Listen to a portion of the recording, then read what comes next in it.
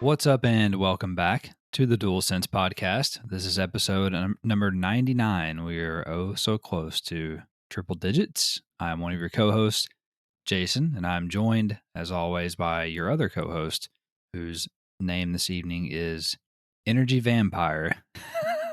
I wouldn't classify you as an energy vampire, although we have worked with many over the years. But his name is Travis, of course. He's your other co-host. Travis, what's good? Que bueno. Que pasa, Holmes? Que pasa, Holmes? Hey, no buenos nachos for a homie essay. I think that's from one of the Fridays. He says something like that. The guy with the shit over his eyes. Oh, Over his eyes. yeah. No, man, I was just thinking about how I've never worked at a place without an energy vampire. Fucking hell. And the funny part is like if you watch what they do in the shadows. Yeah. The vampire show, they have an energy vampire, and he gets his energy just from talking to people and putting them to sleep. That's pretty hilarious, actually. It's so real. That's pretty hilarious. Yeah, we all have an energy vampire. I definitely have one. I'm sure that you do as well. Well, we were talking about your steak that you had a little bit ago, and I had some mini pizzas for dinner and cut the grass and all kinds of stuff tonight. So I'm a little tired though. My throat hurts. I've had a lot of drainage this week, from allergies and all that good stuff. So my throat from men, no, not from men, just from allergies and drainage. And I spoke at Career Day the last 2 days at a couple of the local elementary schools, and that's a lot of talking and so my throat hurts. It's a little sore, Daddy. But I'm going to do my best. I'm going to try to get through this. Have you tried mowing with a mask on? I haven't. Do you do that? Not all the time, but usually in the fall I have to in the fall, because if I don't, like, it completely fucks me up. Yeah, I need to probably do that because when you mow, there's just shit flying everywhere, and if it's really dry, it's like 10 times worse. So You're right. Now you look like a real big pussy if you wear a mask and mow. I do. Man, you're by yourself outside. How the fuck are you gonna get COVID? Yeah, people probably think I'm afraid to get COVID from my mower. That's a good point, especially where we live. Especially. Well, Travis, before we move on here, I want to first, of course, tell people that we are a PlayStation podcast where you and I get together every week and we discuss all things news, rumors, new game releases, and much more in the world of PlayStation. We post new episodes every Monday on all the usual podcast services, as well as YouTube, where we also share gameplay videos, which I actually I don't think I uploaded any this week. I haven't been doing very, very good at that this week, for sure. Well, you've had a lot of stuff in your throat. At a time. 100%. But you can also find us on social media, of course, like Twitter. We are at the Dual Sense Pod on there. We're very active there. But we also have a Facebook page and an Instagram account, which is also the Dual Sense Podcast, where we share virtual photography. And of course, we have a blog as well. It's called the dualsenspodcast.wordpress.com. So you can look that up and check that out if you like. Find us wherever you please, and let's talk PlayStation, like several of you do on the Twitter. As a matter of fact, Travis, we had one person who listens to the show. They tweeted at us earlier today, or maybe it was yesterday, and said that they know how we always like to make fun of stupid game names and stupid developer studio names, and so they asked what we would name a studio, and they were curious to hear us. Question. Yeah, they were curious to hear us talk about that. So I figured we could talk about that maybe next episode. I was going to do it this episode, but we have a lot to talk about, and then we had some late breaking news as well right before we started recording, about an hour or so before we started recording this just now. So I wanted to mention that first before we get into the news proper. So right before we started, Kotaku broke a story that Electronic Arts is looking to sell or merge itself with another company. And in the story, they said that EA had recently pursued a merger with NBC Universal, but they've also held acquisition talks with people like Disney and Apple and Amazon as well. according to something called Puck, whatever that is. The most recent one, like I said, was NBC, and it fell apart due to a high asking price. But the source at Puck said that the reporter at Puck said, quote, in recent years, as media companies have taken greater interest in the rapidly growing gaming industry, Wilson, meaning Andrew Wilson, the CEO of Electronic Arts, and Electronic Arts have held talks with a number of different potential suitors, including Disney, Apple, and Amazon. Sources with knowledge of those talks told me. He also said several sources familiar with these talks say EA has been persistent in pursuing a sell and has only grown more emboldened in the wake of the Microsoft and Activision deal. Others say that EA is primarily interested in a merger arrangement that would allow Wilson to remain as chief executive officer of the combined company. Seems like a pretty big asking price. Mm.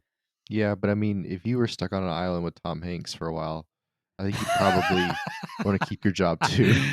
Yeah, absolutely. So the last thing here about this, apparently, the deal with NBC was the furthest that EA got, and as a matter of fact, Comcast CEO Brian Roberts was looking to spin off the entertainment part of NBC's business, so Comcast, which is Peacock and Xfinity and all of that, and they were going to combine all of that with Electronic Arts and make it one big entertainment entity, which they were going to let EA CEO Andrew Wilson be in charge of. And then that's when as I said, the negotiations fell apart because of the price. So anyway, that's some late breaking news. EA is for sale or for merger, and that's very interesting. I don't think that Sony or PlayStation would be in play for that at all. Of course, our biggest fear is that Tencent, the Chinese communists, would come in and buy them up. Yeah, communist EA, I'm not sure that would be any better than capitalist EA. That's actually a really fair point. Yeah. I know I you're just somewhat joking, but but that's a very good point.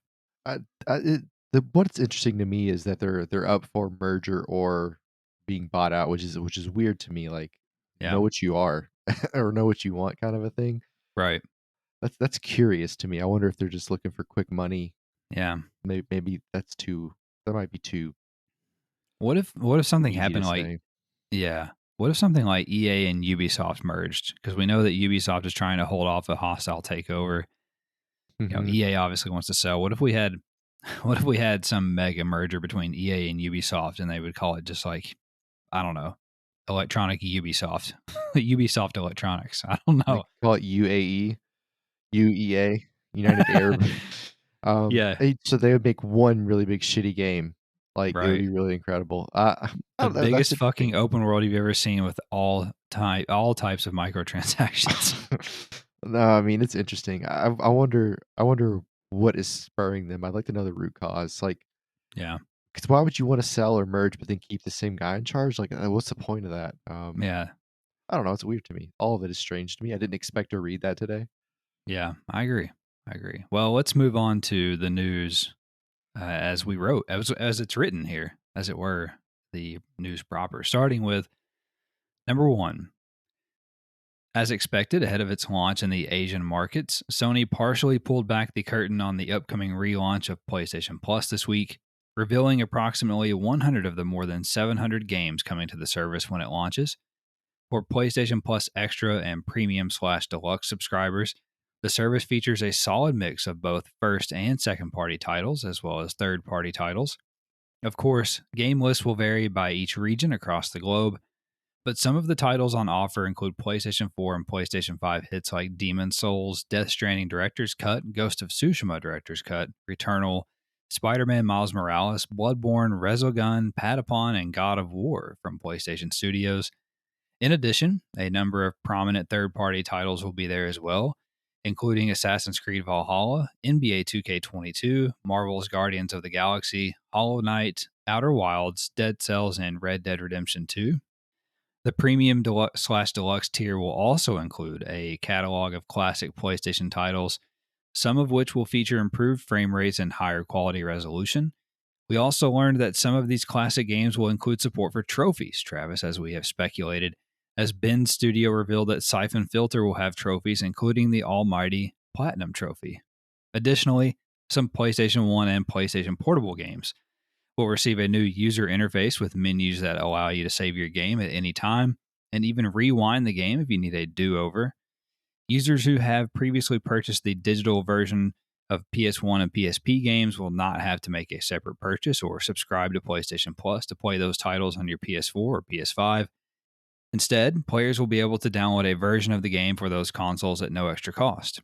Sony also noted that some classic titles will be available for standalone purchase, and some of the classic titles coming to the service include Ape Escape, the previously mentioned Siphon Filter, and Tekken 2 from PS1, as well as Super Stardust Portable from the PSP. A number of classic game remasters will also be there as well, including Ape Escape 2, Dark Cloud, Siren, Hot Shots Tennis, Bioshock Remastered, and Kingdoms of Amalur Re-Reckoning. PS3 games will be available as well, but only via streaming, of course. Titles include the original version of Demon's Souls, Hot Shots Golf titles, Infamous 1 and 2, Motorstorm Apocalypse, Puppeteer, Resistance 3, Tokyo Jungle, Red Dead Redemption Undead Nightmare, and many others. Sony also shared some of the titles that will have timed game trials as well.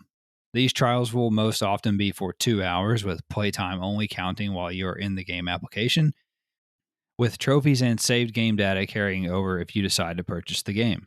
Uncharted Legacy of Thieves Collection, Horizon Forbidden West, Cyberpunk 2077, Farming Simulator 22, Tiny Tina's Wonderlands, and WWE 2K22 will be among the first to receive game trials when the service launches.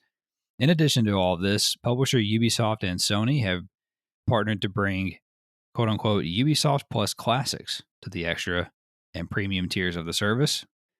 This will include 27 Ubisoft titles at launch, from Far Cry 3 to For Honor, with the number reaching 50 by the end of 2022. Not only that, but Ubisoft announced that their Ubisoft Plus subscription service as a whole will be coming to PlayStation at some point in the future. It includes day one releases of all Ubisoft titles, as well as all DLC or premium edition content for a monthly fee. And finally, Sony revealed that the PlayStation Plus Extra and Premium monthly refresh will happen in the middle of each month, with the number of games quote unquote refreshed varying each time. The normal PlayStation Plus Essential monthly games will continue to drop on the first week of each month. The new service rolls out in Asia imminently on May 24th, followed by Japan on June 2nd, North and South America on June 13th, and then Europe, Australia, and New Zealand last on June 23rd. So there's a lot going on there. They gave us a lot of information about the service, but not everything. But what do you make of any of this? And you can just kind of take it from wherever you please. I think that the 100 games or so that we saw kind of added the value that we anticipated. I know that there's still some people online who think it's silly and not worth the extra payment. That's Yeah. cool. I get it. That's your opinion. I don't think it's that bad, really. I mean, just off the jump, look at what you're getting: Demon Souls, Death Stranding, Ghost of Tsushima, Returnal, Miles Morales. You're getting games that all in God of War, obviously. So you're getting Mm-hmm. games that are really highly rated. They've sold really well. They have high replayability, and you're getting them around that level. Plus, we're getting these remakes, as you saw, that have trophies, and you have to think trophy hunters are going to want to go back and get trophies for some of these old games they beat a decade ago or even longer. So Mm-hmm. all that stuff is cool. I think it confirms what we hoped it would be. I think like so far, all the things they've said have been best case scenario of what we wanted. So that's a good Yeah. thing. It's again in line with what we've talked about over the last few months. So nothing too surprising there. I am excited that the Hot Shot series is back because I forgot it existed. Oh, yeah. And if I can get trophies, I'm gonna definitely platinum the Shots golf titles. Motorstorm Apocalypse. I remember that game. That could be a really fun one to play. And the Infamous games have always been really popular, and this like we talked about before. Like this might be an excuse for me to like actually play those games that Yeah. I've tinkered with the first one. I think I rented it once from a Blockbuster, and if you're not sure what that is, Google it. But I didn't actually beat it, but I liked it enough to play it. So all those things are interesting. All those things are Yeah. cool. I'm glad to know on these trials that my playtime will or yeah, my playtime will only count when I'm in the application, which is nice. But also that my save data and my trophies will transfer. That is also nice because one of the things I've hated about some demos is you do all the shit and Mm. then the real game comes out, and I'm like, I don't want to replay the first chapter. Like Right. that it irritates me. So Yeah. that's a nice little touch. But yeah, nothing too crazy there. The Ubisoft thing is interesting. How many people are going to sign up for Ubisoft Plus? That's a bigger question that I don't think is going to be a whole hell of a lot, but Mm. interesting. I don't really know why we need Ubisoft Plus, to be honest, but I think all this is interesting. It's in line with what we said wanted. Of note of these free games, or what you want to call them, the titles that are offered.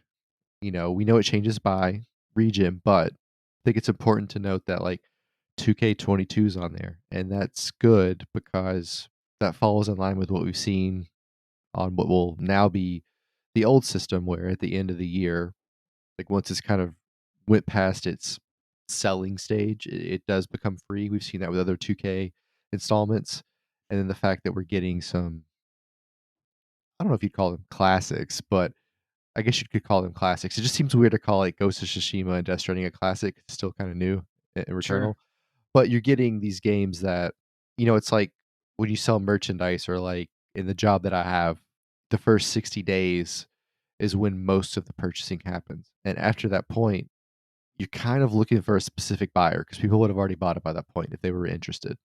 So Right. 60 days carries a lot of legs with it.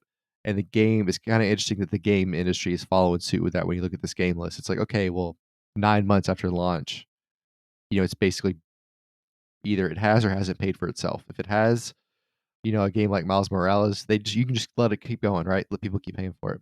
But maybe a different game that has a little bit less of a high profit swing. At that point, you kind of cut your losses and let it exist, and maybe it catches a second wind in that way. And in this situation, could be microtransactions. You can make up the money, or maybe it people actually find it, and then your next game is the game that kind of builds a background for that game. So no, I think all this is cool. I think I really think this is a step in the right direction.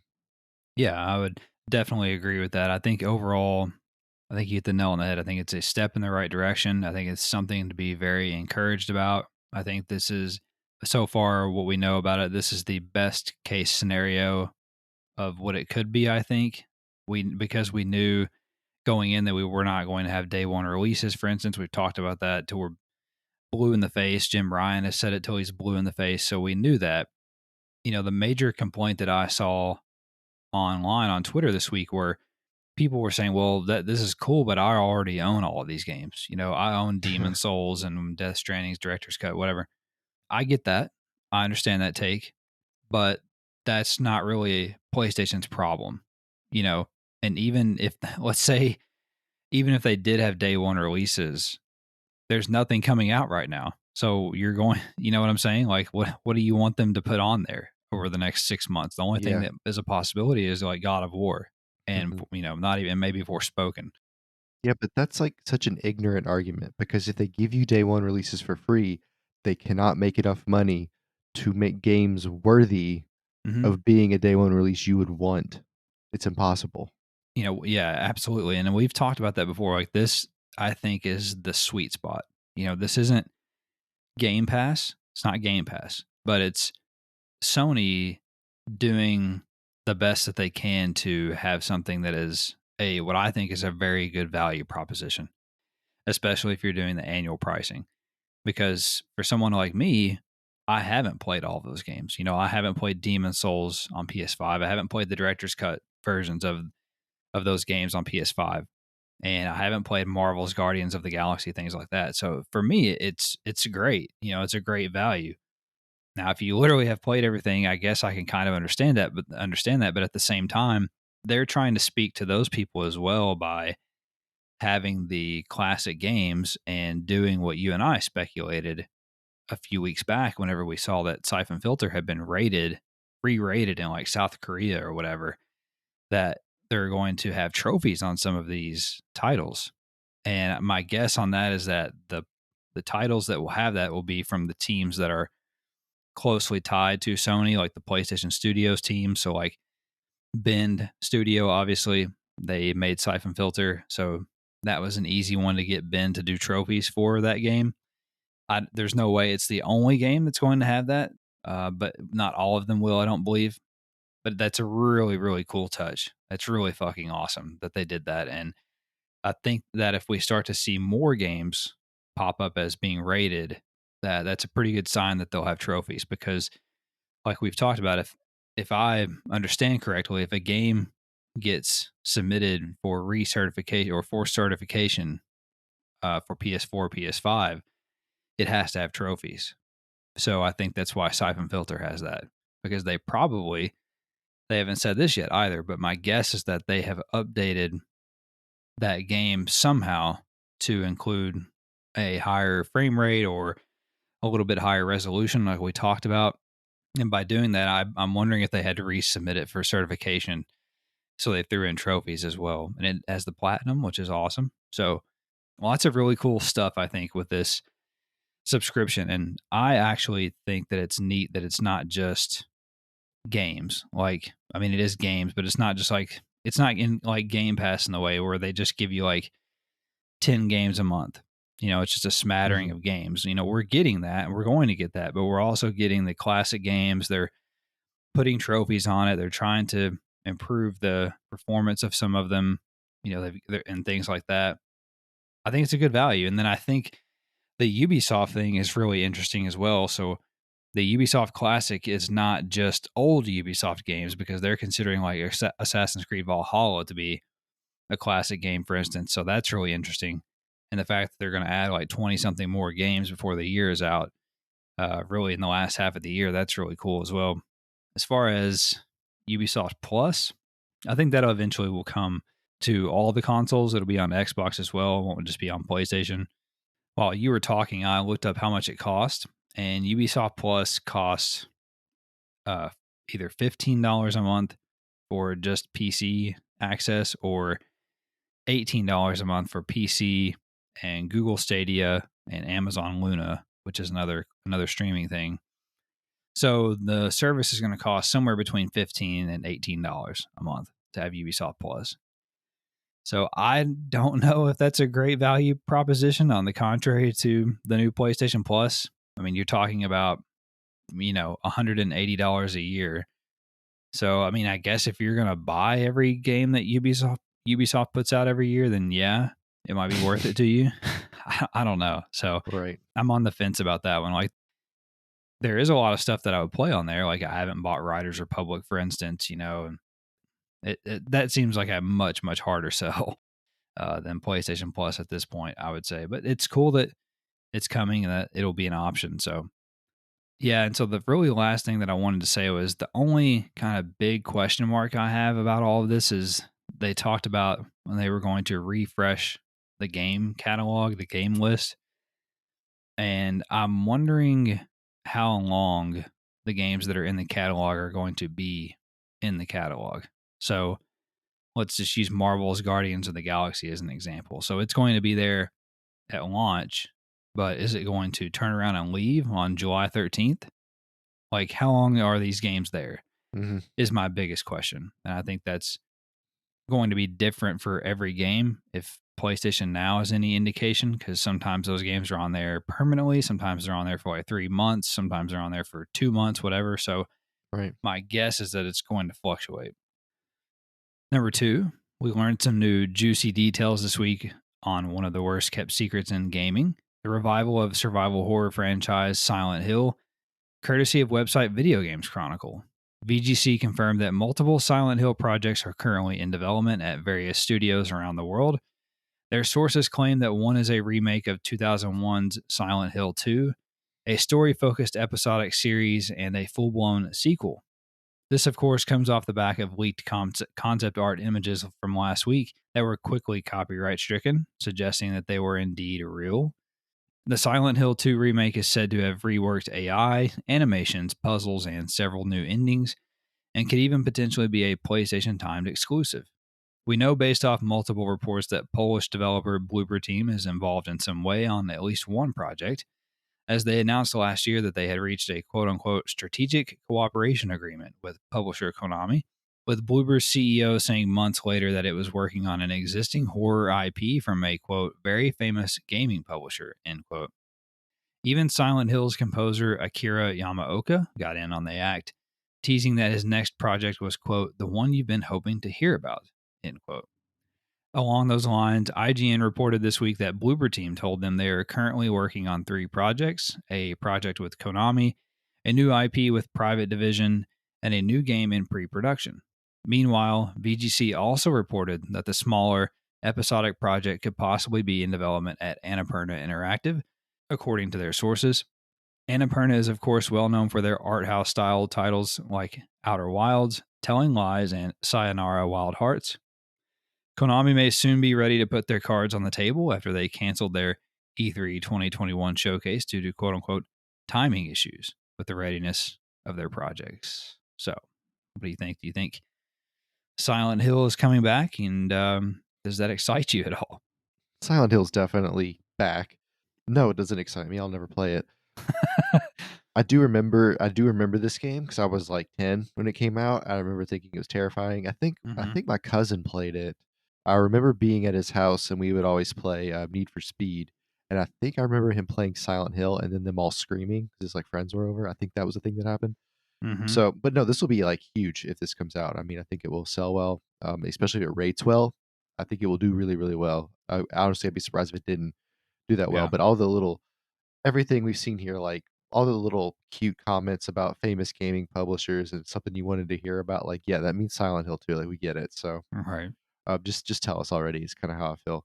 I'm more interested in like what Bloober's doing with Annapurna. Like Annapurna's art style is kind of cool, and I want to see what the mix is and exactly what it is, like what kind of a game it is, what it looks like. Like Mm-hmm. to me, that's much more interesting than the Silent Hill thing because the Silent Hill is like we know exactly what we're getting, right? It's like the guy on your team that always gives you a double double. Like we know that we're getting that. Okay, cool. What is this a random wild card gonna do? Like Right. that's more interesting to me. But yeah, I mean, maybe they'll tell us one day. Who knows? Yeah. My biggest question about all this is, do we really need all these Silent Hill games? I mean, I don't know. I know it's a very beloved franchise, but I mean, as someone who does not play horror games, I really cannot appreciate it. So that's partially just a personal problem, but at the same time, this seems like overkill. I really don't know that we need this many games in development for Silent Hill. But the other thing that is odd about this is I don't know what the if this is true, what is the fascination with these developers remaking games and not going in chronological order? Like, why start with Silent Hill 2?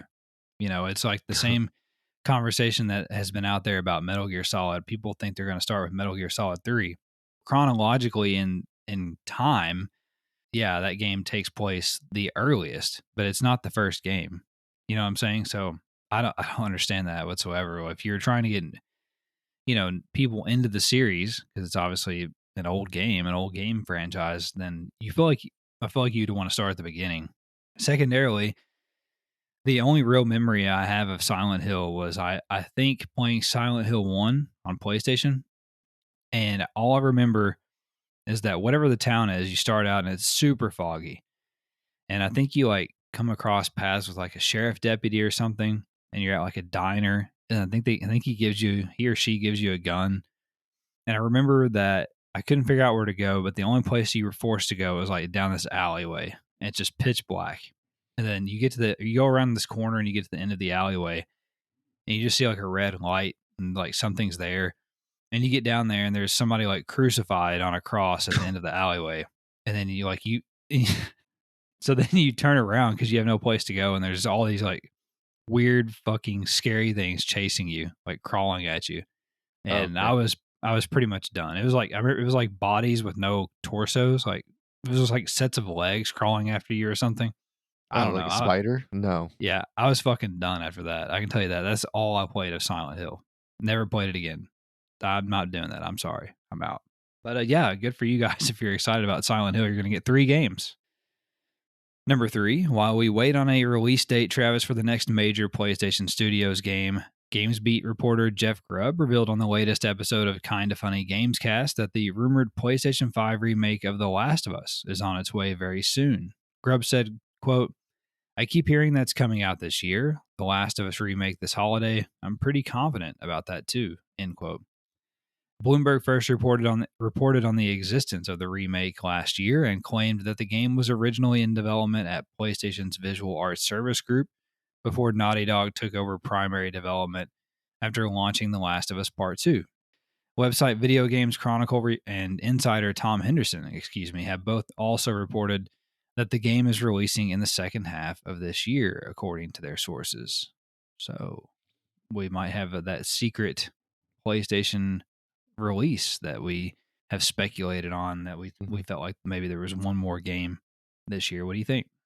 Yeah, I mean, that falls in line with the speculation, and then we have basically 3 different sources here Mm-hmm. confirming the same time frame, so I think that's about as good as we're gonna get on a confirmation, without a post saying, "Hey, The Last of Us is coming in December." So, yeah, this all seems to be completely on par. The timing makes sense to me, especially, like, when nothing really we don't really have any news like we've talked about before. We haven't had any news Yeah. that confirms any release dates, so this seems like it would be big enough to kinda hold people off until we get something new to come out, but that begs the question, how many more, remasters or whatever can we take before we're like, "Can you just make something new?" Like, I Yeah. think that's gonna be a fair question. If we're at this point again in 12 months where we're like, "Hey, the remaster of the 4th Resident Evil's coming out," like, I think at that point we gotta be worried. Yeah. Make no mistake that this is not a remake that we need, right? I mean, the game released on PS3 and then they remastered it for PS4. So it's already been remastered one time. Now we're getting a remake. On the surface level, with of course, without having seen the game, this definitely seems like something that we do not need. But they also have a TV series in development at HBO, and I'm sure that they want to continue to kind of drum up interest in the property before that show comes out, which that we know that's not coming out this year now. We know it's sometime next year. So that does make me wonder, if it does come out this year, it's going to be well ahead of the show. So would that mean that Factions, the online game, will come standalone next year? Or could this possibly be like some type of package that comes with, an updated Factions or a new online mode or whatever? I don't know. It seems like that's probably its own thing that they're pushing to next year.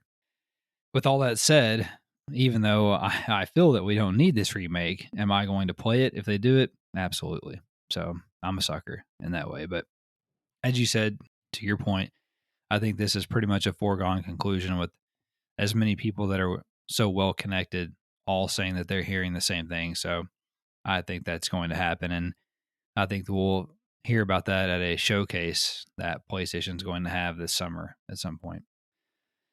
Number 4, actor Norman Reedus and his magical fetus let the cat out of the bag this week when he revealed to digital publication Leo Edit, whatever that is, that a sequel to Kojima Productions' Death Stranding is in the works. When asked about his work on the original game, Reedus said, quote, "It took me maybe 2 or 3 years to finish all the mocap sessions and everything. It takes a lot of work. And then the game came out and it just won all these awards and it was a huge thing. So we just started part 2 of that." End quote. For context, Reedus had previously revealed in March of 2020 that he was in negotiations with Kojima about another project. And then last August, he stated publicly that he believed Death Stranding 2 was going to happen. So Reedus let it slip. We got another Death Stranding game coming out. Does that move the needle for you at all? I'm guessing it doesn't. No, I mean, I completely expected to get a second one right after the first one came out, so none of that is surprising to me. It just felt like if you're gonna make a movie with Norman Reed a movie, if you're gonna make a game with Norman Reedus in it, like, it just felt like there'd be more than one to me. I don't know why. And the more I read about Death Stranding, the more gameplay I saw, I was like, this just feels like they're gonna have more. So none of that's Yeah, surprising. When he in 2020 when he's talking about being in negotiations, like what else is there? Like what other of course it's going to be this. Like it would right. be weird to me to put him in another Kojima game at this point. Like he's already so recognizable in Death Stranding. It's almost off-putting to me cuz I That's a can't really good point. separate it. I can't separate it. So like if you now throw him Hmm. in another Kojima game, I'm like what the fuck is happening? So like Hmm. no, all that made sense to me. Not surprised. I'm sure it'll be a banger, like, it'll be fine. So, no, it doesn't move the needle for me, but I understand why it's a cool thing. As long as Kojima's making shit and he's engaged and he feels creative, like, it's a good thing for the video game community. So if he needs to make this to keep that going, cool. Because the next thing might be something I'm into. Yeah, that's a really interesting point that I hadn't thought about. So I don't, because there is the rumors that Kojima is making a second game. Maybe it's a horror game. People thought it was Silent Hill for a while.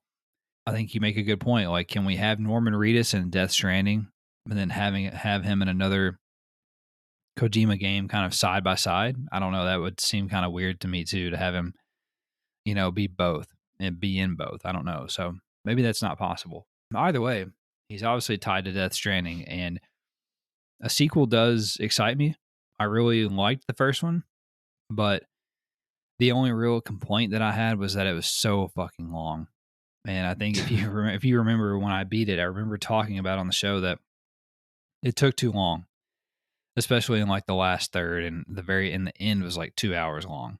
And that's kind of a Kojima thing to have like these super long endings, Right. but the game was too fucking long. It took me like almost 60 hours to finish it, and I'm not here for that. So hopefully he can kind of like hone that in some way Right. with the next one and just make it a little bit more streamlined in a way. Yeah. I think this one's going to be as long as the gestation period for the fetus. Number 5, as PlayStation prepares to release 10 live service games between now and 2026, we learned new details about PlayStation London Studios' online title that is currently in development.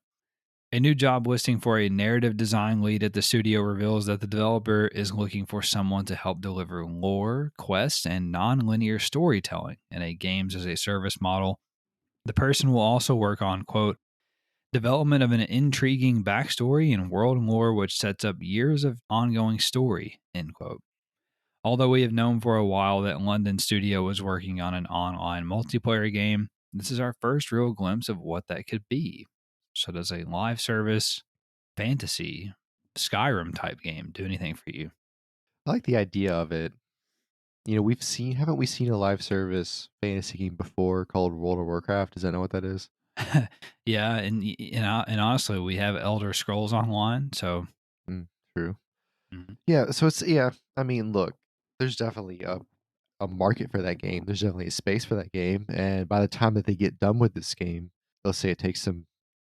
Well, let's say it takes them until 2026, and this is one of those games. Right? That would make sense. It Mhm. takes them 4 years. 4 years for a AAA game. That's a number we've heard before. 3 or 4 years. So that let's say that fits in that time frame. The industry might not be serviced as well in that sort of realm by that point. And Elder Yeah, Scrolls that's a good Online will point. be older. WoW is a million years old. That game may never die, but let's not count that. But no, this is interesting. I mean, basically, they want to hire a recruitineer. They just want some guy that's going to basically talk a bunch of mad shit and then make it into a lore. I mean, Yeah. how talented do you have to be for this? Like you're just making stuff up. And I think that most of our generation is really good at non-linear storytelling because they can't just tell you what happened. Like if you, hey, what happened today? You're in a fucking uh, road course, man. We don't know where we're going.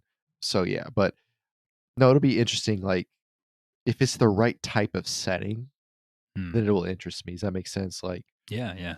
it's like the Assassin's Creed games. Like they have to be in the right time period to really pull me in. So that's kind of how I feel with it. Like it just depends on the specifics of it. But there's certain people that this game will hit no matter what it is. It's going to hit them perfect. They're going to love it because I work with a couple of guys that like if you give them something with lore like D&D or Magic the Gathering, like whatever, something like that, they love that shit. So it'll Yeah. be perfect. Yeah, this seems like a game for me. I won't lie. As someone who loves Skyrim and even some of the Dragon Age games and things like that, The Witcher, whatnot, definitely seems like a game for me. I think that you make a good point that right now we might not need something like this because we have like Elder Scrolls Online, etc. But yeah, 3 or 4 years from now, that might be perfect, right? Because Elder Scrolls Online might be dead at that point. Who knows? So that's a really good point. And the other thing about this is that even though I know a lot of people are turned off by live service games and PlayStation getting into that, Mhm. but I'm encouraged. They're going to do it, right? It's happening. Right. And so, but I'm encouraged by it because we have not really seen PlayStation do that. We've talked about this before, but if PlayStation can have live service games that are PlayStation level quality, if they're that high of quality, then that I think is a big reason to have hope that this can be done well. And a PlayStation quality live service game is very intriguing to me. So definitely will have my eye on this. But if they're just now hiring a narrative design lead, like you said, this is several years away, it seems like. Number 6, Dying Light franchise developer and publisher Techland is wading into new waters with their next project, as the Polish studio announced that they are currently working on a new AAA open world fantasy action RPG. So everybody's doing it. They are currently hiring nearly 70 employees to work on the project, with the team already including a mass of notable talent from across the industry, including the open world director, and narrative lead, all of whom formerly worked on the Witcher franchise and Cyberpunk 2077 at developer CD Projekt Red. Also working on the new fantasy RPG are creative director Mario Maltezzo, who worked on Prince of Persia: The Sands of Time and Mad Max, lead game designer David McClure, who worked on Deathloop, and lead animator Kevin Quaid, who worked on Horizon Zero Dawn. My name is not Quaid. Techland CEO Pavel Marchuka, sure, said in a press release, quote, "We want to create a full next-gen experience, a new fantasy epic set in a sprawling open world, fueled by the skills and experience we have gained as a team over the years, infused with new ideas, passion, and creativity," end quote. So you're going to get a bunch of fantasy games. I hope you're ready. Well, this will surprise you. I'm actually mildly intrigued by this. So, as you Whoa. know, Dying Light's fun. We all like Dying Light. I think that's a fair thing to say. So cool. We have a Yeah, yeah. developer on board that we enjoy. What was good? Well, we know The Witcher's good, but what was great about Cyberpunk, even though there was all these graphical and gameplay issues, right? What was good about it? The narrative design. Nobody argued about that, right? Yeah, So they're getting absolutely. those guys. Cool. What else we got here? The Prince of Persia and Mad Max. What is the cool thing about those games? The art. Yeah. So that's cool. I mean, Mad Max actually wasn't a bad game from everything I've heard. Yeah, Mad Max is awesome. And then the Deathloop game design, I think that's interesting in Hmm. an open world fantasy RPG. That is interesting to me Yeah, that's a because good point. it's not what you would expect. So that kind of gets me excited. Like, what is David McClure going to bring? It's going to be kind of weird. And then of course the animation on Zero Dawn, nobody has ever said it's bad, right? So people that are good at these roles, they're bringing Yeah. them together. That's what you want. You want subject matter experts, and these are what these people are. Hmm. So I don't see any reason to not think this is cool. So to me, this is way more cool than our last bullet. Like, Yeah. I'm more excited to see what this is. Yeah. I think you're spot on. I think the premise of the project, the seedling of the project, combined with the talent and the skills that they have on the team from all these various people, I think should give everyone reason to be pretty excited. And I'm glad that we're getting away. Honestly, all of these. This won't surprise you, but honestly, all of these fantasy action RPGs are very exciting to me. Uh huh. Because as someone who loves Skyrim and who's kind of worn out with like all of the fucking shooting games and Hmm. whatever, like because there's like for instance, there's that rumor that Naughty Dog is working on some type of medieval, fantasy game or something like that, Yeah, that'd and be that cool. that that is super fucking intriguing to me if they were doing something like that. So It's funny that you say that because, as notorious as I am for not liking RPGs, one of my favorite things about the F1 games has always been the RPG building of the car. yeah, And when you think about it, what has always been our favorite part of NCAA football? It's the off season, it's the off season doing all which the is base RPG stuff. RPG bullshit, right? So there you Yeah. go. Yeah. See, you can do it. You can Yeah, I do just it. don't want to fucking walk across Mordor to like pet a goat or whatever you have to do. It's not that big of a problem now. Yeah, PS5, you can just open up the map and whatever on Ghostwire Tokyo and click square and you're there. You know what I mean? Yeah. Oh, you don't sound convinced. Fair enough. All right, Travis. Number 7, we have a metric shit ton of news nuggets that for the first time, I think, ever on the show, my bullet points, my lettered bullet points here, A, B, C, D, whatever, Mhm. have gotten into the 4 letters. Oh, So wow. my bullet points are into like the CCCCs and the DDDDs. So Wow. a lot of nuggets here. So we better get going. Yeah, We're getting a lot of amber turds. so yeah, we're getting close on time. So we better get going here. First nugget: Sony Santa Monica Studio revealed that the upcoming God of War Ragnarok will include more than 60 accessibility features when the game launches later this year. I don't know what that means. It's things that make the game easier to play for people who like have disabilities, like maybe you're colorblind or What other you could be colorblind, deaf, and yeah, what else? I don't how could there be 60 accessible how could there be 60 disabilities they're accounting for is what well, I don't no. So not they're not accounting for 60 disabilities, but there's 60 features that make things easier for people with disabilities. So like for instance, they have a high contrast mode. They have a mode that has like really big subtitles. They have a mode that has like shows you that keeps all the points of interest highlighted at all times and things like that. Oh, so Just yeah, different, so for yeah, children, some people turn that on that want to have an easier playthrough too. So yeah, like me. absolutely. The most notable thing for this from this really quick is that there has been a visual upgrade on the God of War Ragnarok Hmm. footage that we saw this week. So from the time that we saw it last year, so that's very cool.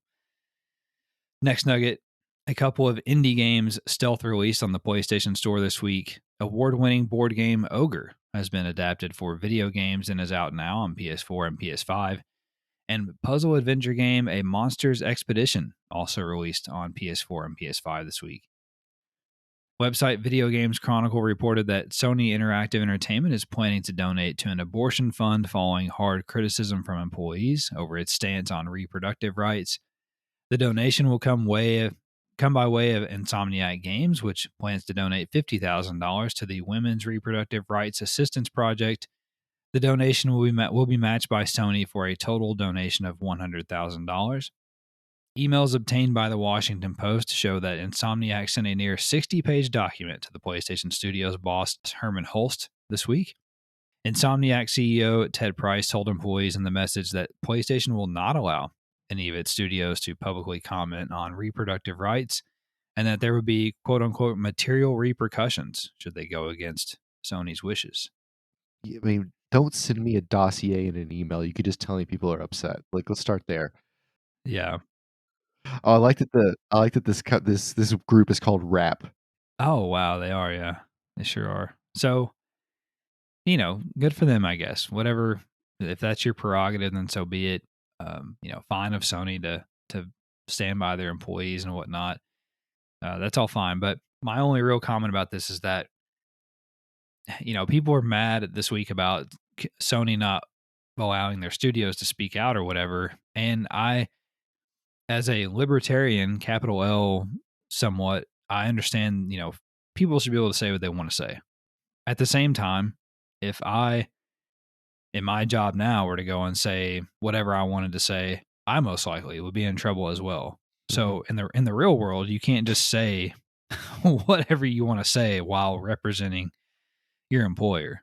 mhm, So, it'd be different if like Ted Price went to his personal Twitter handle and was just like tweeting, whatever, the Patriots suck or, women should be able to have an abortion. But if you go to the Insomniac Twitter handle or the website and you make this big gigantic statement, then if I'm mhm. Sony, then yeah, I might have something to say about that.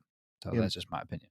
yeah, and to your point about that, it's not just Sony being anti or pro-abortion, and that's the problem with Yeah. somebody tweeting from the Insomniac, Twitter handle about this stuff. It's the fact that one person goes on the Twitter handle and tweets something out, and then it affects everybody employed by the company. Like, Right. it's not just you. You can't Yeah. make statements that impact other people to that level. If you wanna go on your own thing and do it, and it's just you, cool, absolutely. Like, Yeah. that's fine, but I think Yeah. any business has a right to say that basically because you're affecting the entire business. The thing is that no, there's no way everybody at Insomniac Games feels the same way. It's just not possible. So you're just going to make a blanket statement And like, so I guess that's my issue with it because there's no way everybody feels the same way. Anyway, next nugget. Concept art for a canceled Scarface 2 game from the former Radical Entertainment was posted online this week by YouTuber Mafia Game Videos. Take-Two Interactive boss Strauss Zelnick was asked on a recent earnings call by IGN if he would like to add the FIFA license to its roster of sports titles, to which he responded, quote, "We're definitely interested in expanding our opportunities in sports, and FIFA has a great brand and incredible clout, but we have no current plans to discuss," end quote. So it's definitely happening. Yeah, I heard "call me." That's what I heard too. I want to fuck this up right now. Yeah. Take-Two also revealed, Travis, that they're absolutely crazy, that they have absolutely crazy plans to keep Red Dead Online servers active for the foreseeable future. You can believe that. Holy shit. Although CEO Strauss Zelnick did acknowledge that he is aware of fans' frustrations with the lack of content for the game, Red Dead Redemption 2 has now sold more than 44 million copies worldwide, making it the ninth best-selling video game of all time. And imagine not supporting the ninth best-selling video game of all time with content for its live service component. My question is, if GTA didn't have the success that it's had online with its live service component and the amount of detail it's had put out, like let's say that game had never happened like that. Mm-hmm. It doesn't exist.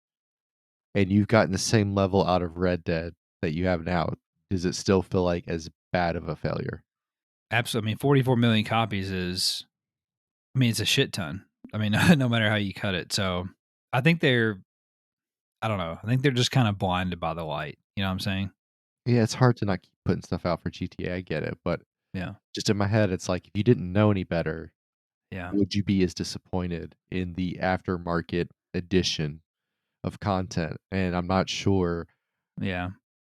Yeah, but the thing that makes it the most frustrating to me is they've shown they can do it and it can be viable and a success. So why not replicate what you're doing and you could have a money cow in both corners? But Yeah. that's a different question. Sure. Also, Kerbal Space Program 2 has been delayed again, according to publisher Private Division. The game will not arrive on consoles until sometime after April 1st of next year. Developer Mediatonic announced that Fall Guys is going free to play on June 21st, alongside the release of a native PlayStation 5 version. The most downloaded PlayStation Plus game of all time has also sold more than 11 million copies on PC and will head to Xbox and Switch on June 21st as well. Netflix announced plans to show off their new Cyberpunk 2077 based anime series called Cyberpunk Edge Runners during the first week of June during Netflix Geek Week. Sounds kind of cool. Warner Brothers Games announced several new characters for their free to play platform brawler Multiversus. Tasmanian Devil, the Iron Giant, and Velma were all confirmed members of the roster this week. The game will also be receiving an open beta sometime in July, ahead of a likely full release sometime in August. I'll have some more to say about this in a little bit. I just imagine how do you lose? How do you beat the Iron Giant? He's the Iron Giant. Yeah, I know. He looks What's fucking big. what's Velma gonna do? Like, did they give her one of those Disney donks? Velma Dix, by the way. I'm just going to tell you. I'll talk about that in a second. Next nugget. SIE will release 3 new PlayStation 5 cover plates next month, priced at $54.99. Starlight Blue, Galactic Purple, and Nova Pink will all be available in select regions starting on June 17th. Sony CEO Kenichiro Yoshida views the acquisition of Bungie as a major step towards becoming a more multi platform business. In fact, this week at a corporate strategy meeting, he said, quote, "We believe it will be a catalyst to enhance our live services capabilities. I'm sorry, our live game services capabilities," end I quote. think that's a fair observation. Sure. Still don't really know what that means. Like, are they just going to make Bungie work on all the live service games that PlayStation puts out? Like, I need clarification. I guess I'll just have to wait and see what the fuck they do. Next nugget. Final Fantasy VII Remake director Tetsuya Nomura said that Square Enix will make announcements regarding the 25th anniversary of Final Fantasy VII sometime next month, possibly an announcement of the remake's Part 2. Bloomberg reported that Saudi Arabia's public investment fund, chaired by Saudi Crown Prince Mohammed bin Salman, has purchased a 5% stake in Nintendo, making it the 5th largest shareholder of the Japanese company. So not PlayStation news, obviously, but very scary news nonetheless that they're acquiring Nintendo now. Why is it scary for you? We don't need any fucking terrorists and fucking buying Nintendo. They're killing people over there and chopping people off for being gay and shit. Yeah, they won't let any women be in their game. That too. Next nugget. Call of Duty Warzone 2 details began to leak out this week, including details that the next-gen Battle Royale plans to be more like Call of Duty 4's Blackout mode. So, whatever the fuck that means. I Hope don't you even know guys what enjoy. that is. Yeah. Also, Serge Tankian, the frontman for rock band System of a Down, will be providing a new original song called "No Tomorrow" for upcoming rhythm-based FPS Metal Hellsinger. That sounds kind of fun. You know, Jacob will love that though. That feels like it couldn't be a Yeah, better game. absolutely. That sounds like an FPS he'll play with a Guitar Hero controller. Also, Assassin's Creed Origins is getting a 60 frames per second patch for PlayStation 5 next week, according to Twitter account PlayStation Game Size. Developer Saber Interactive is now supporting Aspire Media on the in-development Star Wars Knights of the Old Republic remake, according to parent company Embracer Group. CD Projekt Red announced that the current-gen version of The Witcher 3 Wild Hunt will release in the fourth quarter of this year for PS5. The update was delayed from its planned second quarter release following CD Projekt Red taking the project back from Saber Interactive. For the first time in 8 years, Xbox outsold PlayStation in Japan last week. The Series S on its own sold 6,100 units, while the PS5 sold 2,700 units. While notable, it's really much to do about nothing, as the PS5 stock has been fluctuating wildly due to availability issues. Publisher Square Enix and developer Platinum Games confirmed that their extremely poorly received game Babylon's Fall will continue to get future updates and improvements. The game has been averaging less than 40 players on Steam over the last month. Cool. So they're Yeah. excited. Mm-hmm. Sony quietly released a new PlayStation 5 console bundle, which comes with a digital copy of Horizon Forbidden West, although for now it appears to only be available in the UK. Battlefield 2042 developer DICE announced this week that the game's first season of post-launch content will be coming sometime in June. They also released update 4.1 this week, which permanently reduced the player count on breakthrough mode from 128 to 64. Publisher Take-Two Interactive and mobile game conglomerate Zynga will complete their merger agreement on May 23rd and seal one of the biggest deals ever in gaming, with Take-Two purchasing Zynga for $12.7 billion, only to be outdone by Microsoft and Activision's $67 billion here shortly. Also, Konami's eFootball will be offline for 4 days as they perform maintenance to prepare for Season 2 of the free-to-play title. Embracer Group CEO Lars Wingefors recently told investors that he sees great potential in sequels, remakes, and remasters of their recently acquired IP from developers Crystal Dynamics, Eidos Montreal, and Square Enix Montreal. What has to be remakes and remasters? They don't have anything new. Like they don't have anything Right. new that's worth making. Like Yeah. what sequel? The sequel will be from old games. It won't be anything new. Right. Website GamesIndustry.biz reported that cloud technology firm Improbably has sold Midwinter Entertainment to Behavior Interactive. Midwinter is the studio behind multiplayer shooter Scavengers, while Behavior Interactive is a Canadian developer known for asymmetrical multiplayer game Dead by Daylight. They also announced that they have canceled the PlayStation version of Scavengers after the acquisition. So I played the demo of it. It sucked anyway. I think you may have actually tried to play it with me too. It was terrible. Also, Sherlock Holmes developer Frogwares will use their recently awarded Epic Games Mega Grant to relocate its Ukrainian-based staff affected by the Russian invasion. Nice of them. Publisher Curve Games has acquired indie developer Fiddlesticks Games Limited, the team behind puzzle platformer Hue. See, I like that name. It's a First of great all, name. Limited is Peaky Blinders, so That's correct. great. And Fiddlesticks is just funny to me. So it's two Uh-huh. things I really enjoy.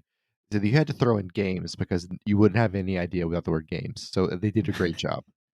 I agree. That is a fantastic name. We'll have to give that some more thought too for a future episode. Next nugget, Swedish conglomerate Embracer Group lost $431 million last year, according to their recent financial reporting. The company blames the loss on a transition year with more money pumped into games in development and few major releases. They'll be fine. Yeah, there's this thing called EBITDA. It's an Avera. acronym. It's an acronym. I forget what it stands for, but basically, it tells you basically how much cash on hand you have, and anything over 10% is considered a good company. Hmm. So you can literally lose millions of dollars to still be over the 10% mark. So to your point, they'll be fine.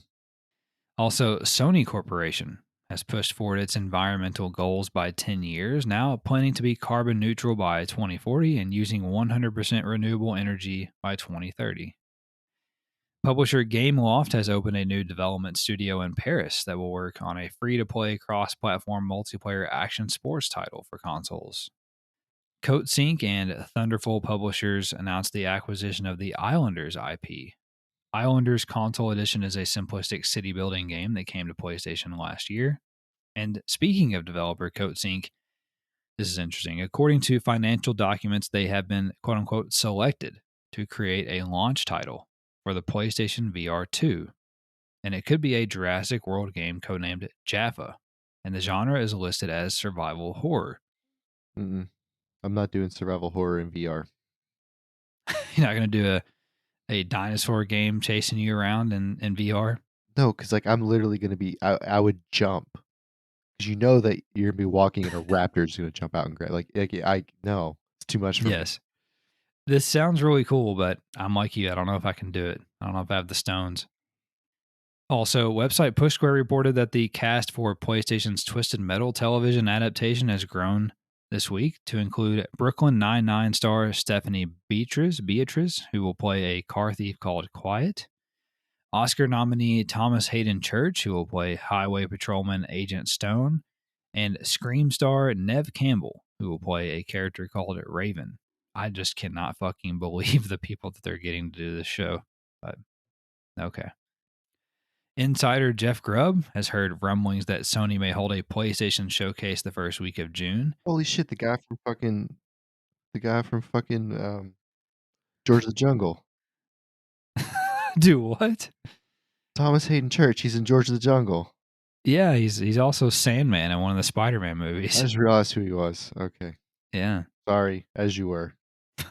But Grubb, Travis, also heard rumors that there may not be a showcase until at least September, so he has no fucking idea. We're going to have one at some point.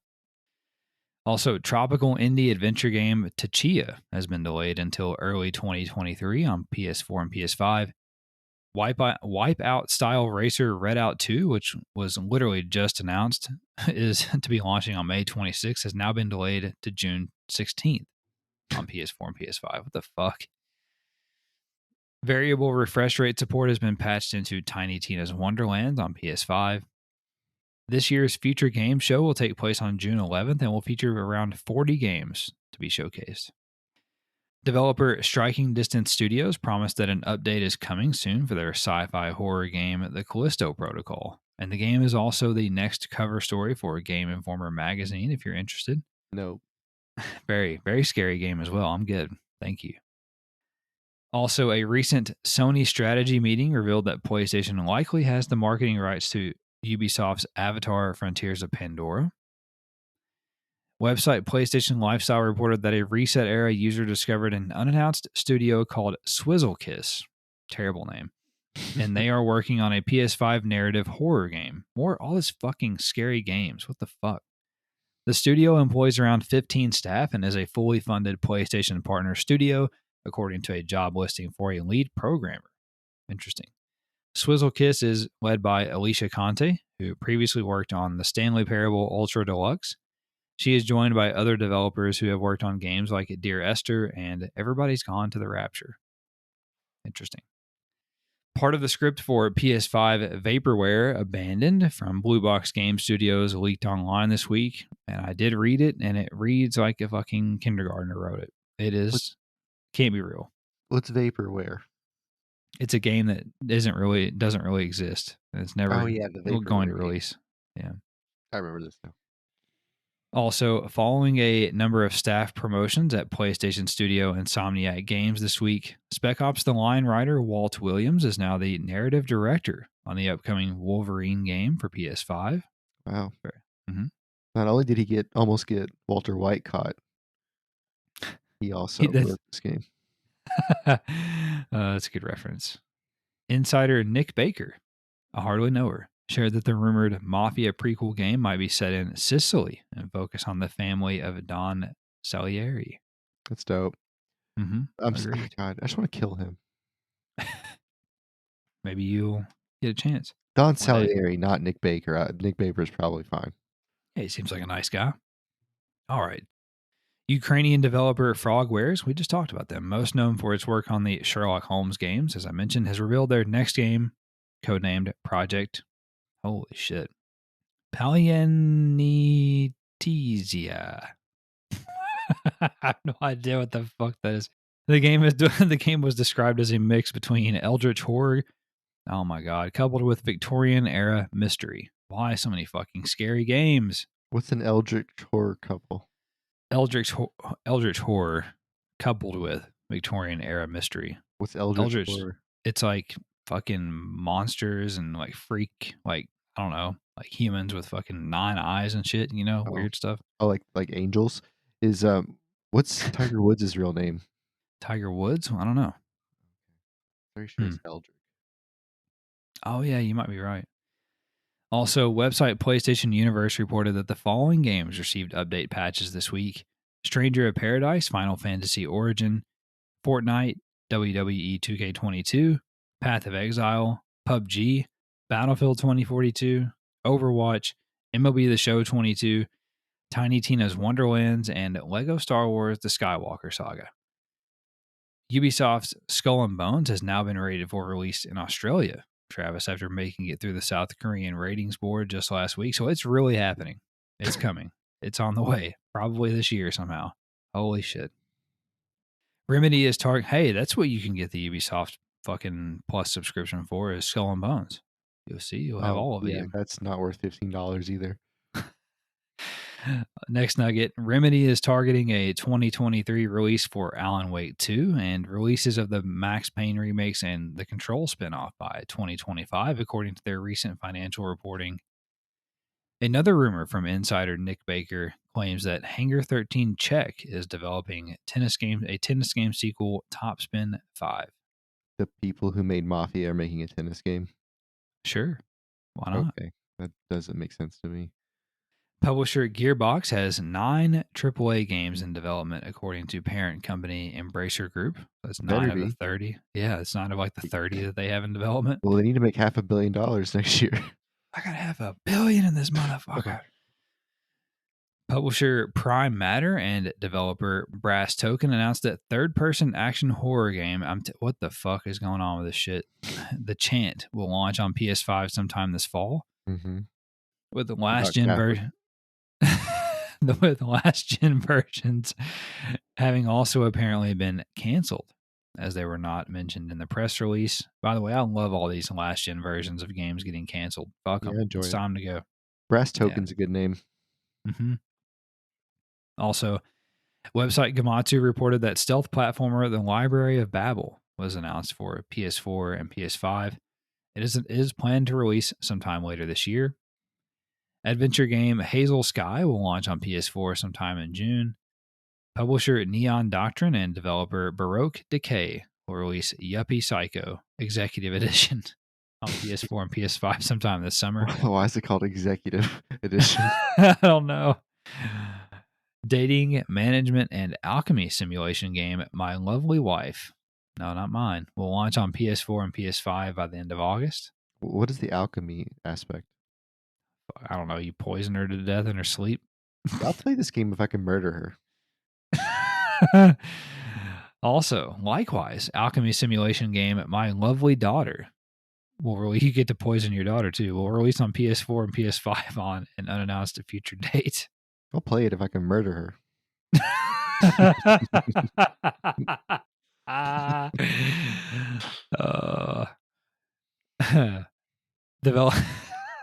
Developer Creative Games and Computer Graphics Corporation. What a fucking, oh my God, that's the best name yet. Computer Graphics Corporation will release action game The Legend of Tyending for PS4 and PS5 sometime this summer. Best of luck to those guys. Final Fantasy 15 has crossed 10 million units sold across physical and digital.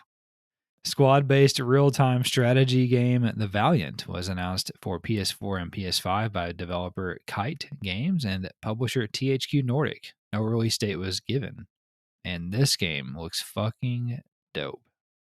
I don't know if you watched the trailer of it, but it No. is. It looks awesome. I'm there. Also, developer Cradle Games will bring Hellpoint natively to PlayStation 5 on July 12th, and it will feature 4K resolution at 60 frames per second with reduced loading times, of course. First person horror game, oh my God, Phobia Saint Dinfa Hotel will launch on PS4 and PS5 on June 28th. Mutant Year Zero Road to Eden developer The Bearded Ladies announced a new, great name, yes, announced a new tactical adventure game called Miasma Chronicles for PlayStation 5.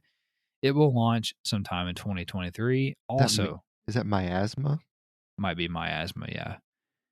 Also a game that looks fucking awesome. Cannot fucking wait. Next nugget, Pickpock announced Shatter Remastered Deluxe for PS4 and PS5. It will launch worldwide in late 2022.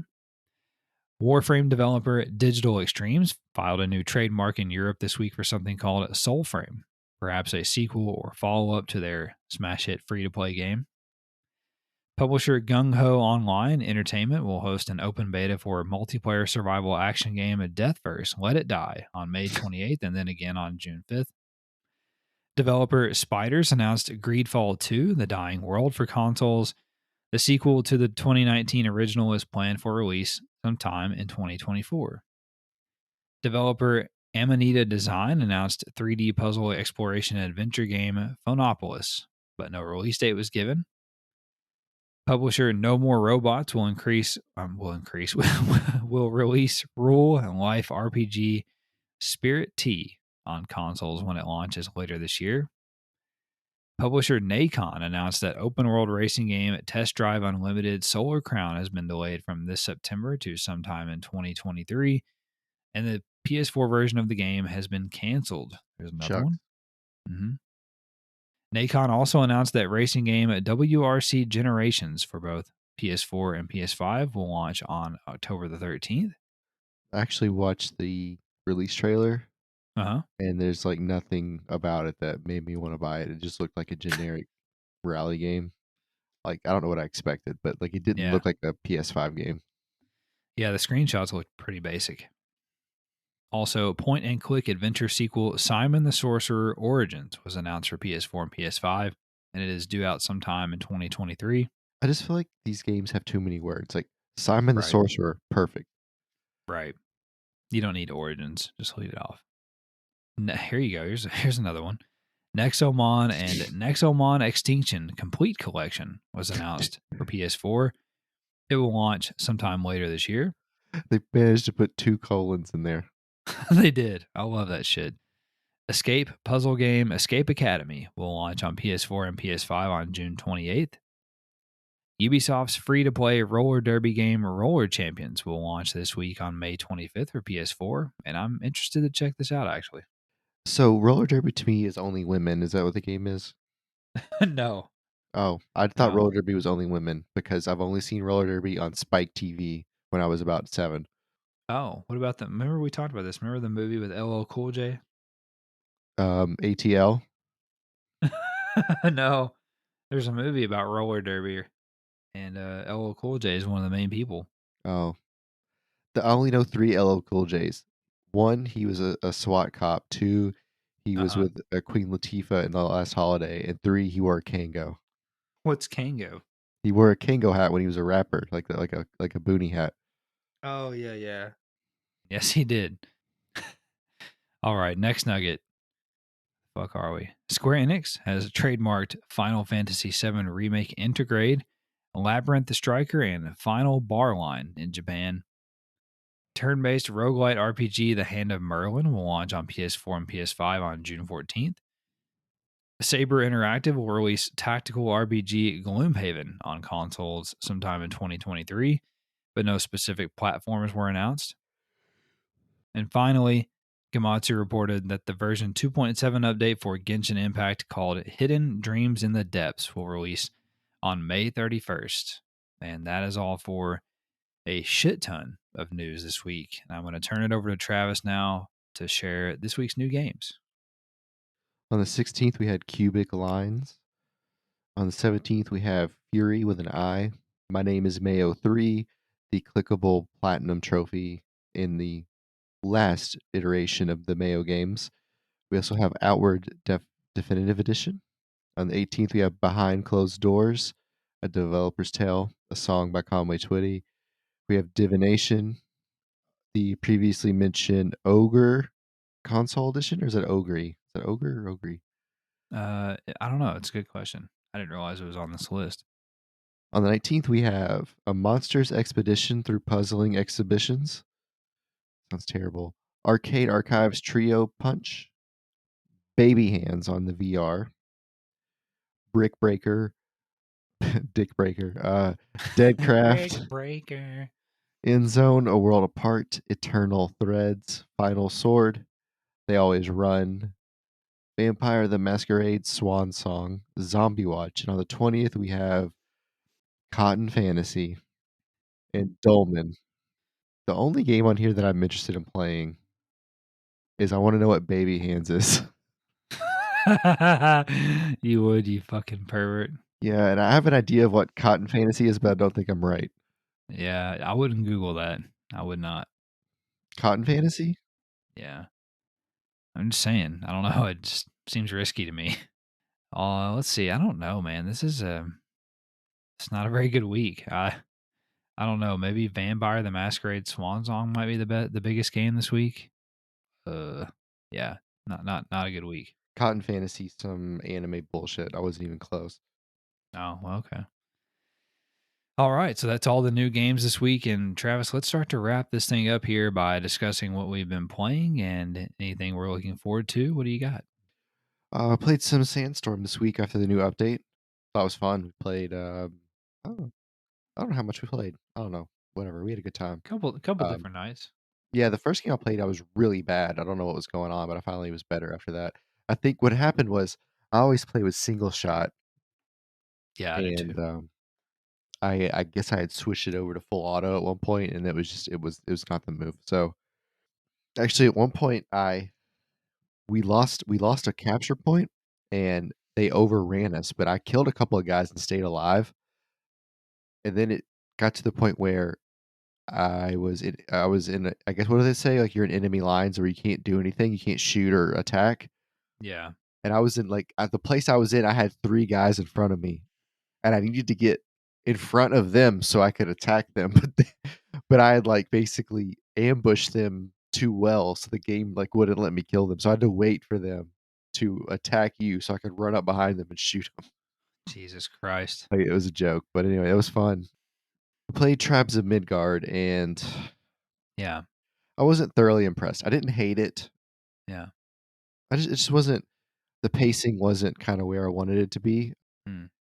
I don't really know what I mean by that because I'm not sure they could do the pacing any better. Like at times it felt too slow, at times it felt too fast, but I feel like it needed to be slow in those points so you had time to kind of build up for when it got really fast. So, maybe if my character was more developed and I've upgraded him a little bit more, I might like it more, but I didn't really enjoy it a whole lot. Yeah. I've played better free games, so I've had a better yeah, exactly. It's not awful. It's just,